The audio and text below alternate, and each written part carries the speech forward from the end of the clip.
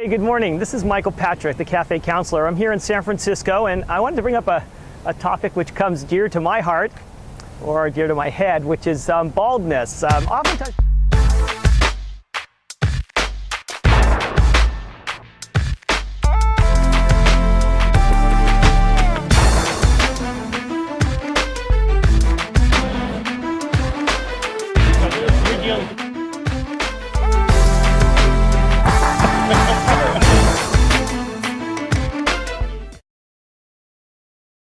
Hi, this is Michael Patrick, the Cafe Counselor.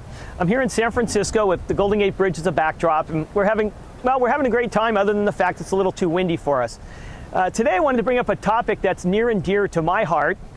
Well, maybe I should say near and dear to my head, and that is baldness. A lot of guys come to me and talk about the fact that they feel that the hair loss scenario is actually messing up their game or makes them look older.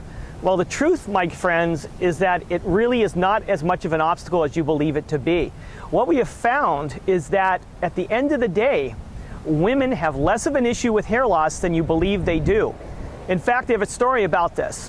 One of my friends went ahead and shaved his head. He had lost about the same amount of hair as I've done, and he went ahead and said, I'm going for it. And he didn't tell anybody. He went ahead and shaved it, and he went out to the city here in San Francisco, and he came across an amazing phenomenon.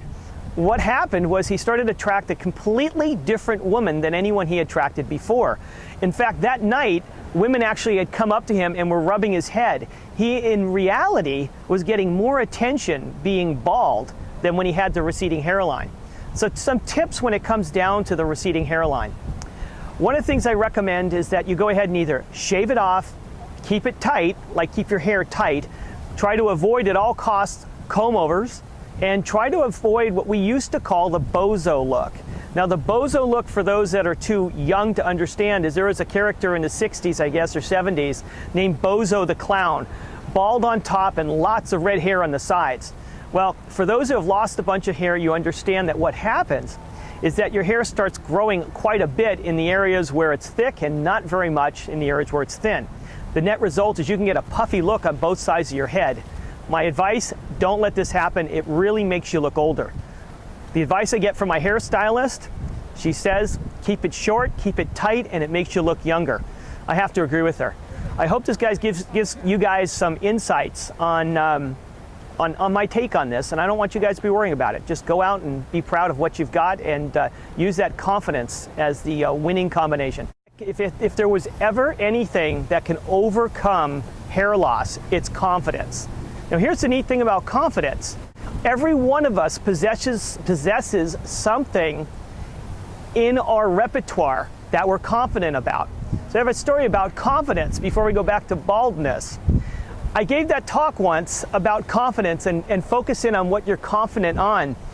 Well, this one kid took it to heart, and he went to a club and he started talking about what he was very confident about. Unfortunately, he grossed out the girl he was talking to. In fact, she actually approached me and told me how gross my friend was, and I didn't quite know what he had done wrong. And I went and talked to him. I said, what did you say to her? He goes, well, Mike, you talked about focusing on what I'm confident at, and I did. And I said, okay, well, what was the problem in that? He goes, well, I'm a butcher. And yeah, so that's what he went ahead and talked about. And yes, it did not go well. So let's modify that, and we want to talk about something we're confident about, but it's also palatable to the audience for what you're speaking to. Now, back to the hair loss thing. As you can see, I have a hair loss problem or a challenge.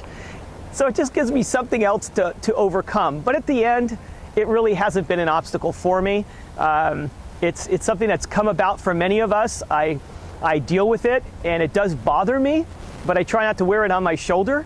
And I have to tell you, it has not been an obstacle when it comes to meeting women. This is hopefully a helpful point for those of you that are phallically challenged or phallically challenged. And that's all. So I hope this information has been helpful for you guys. I want you to know that it's the confidence at the end that makes all the difference in the world, not the hair on your head.